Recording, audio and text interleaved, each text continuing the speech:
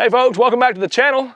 Today we're talking about a new change for 3DNumbers. It's going to affect you as you're doing your install. We're now leaving the 3DNumbers in the original material skeleton that they come from during the cutting process.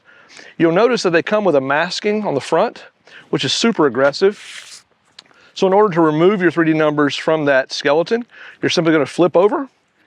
You're going to press on the letter while removing the shape of the skeleton from that masking. So as you pull out, you'll see the outline of the letters.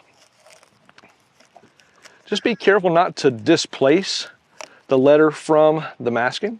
You'll notice there's a little hole there. That hole would be for the dash in case you live in a state that requires that dash. Then you want to place that dash in that spot before you remove that section. If you remove the paper by accident, you can always just kind of tack that back down. All right, so now we have removed, and it's time for us to do our install.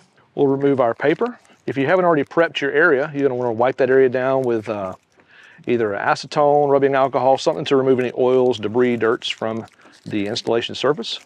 Let's find a spot to install.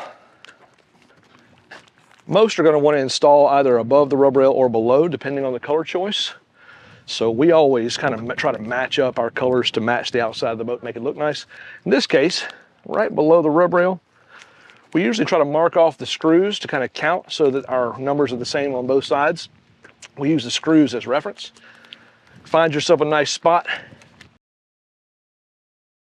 Once you feel like you've got it kind of balanced, press it on.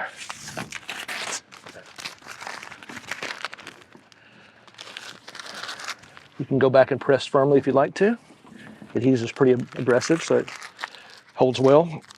All right, well, that's installation for your 3DNumbers. If you have any questions, comment below. I'll be glad to answer those questions for you. We appreciate you watching this video. And if you like this one, check this one out.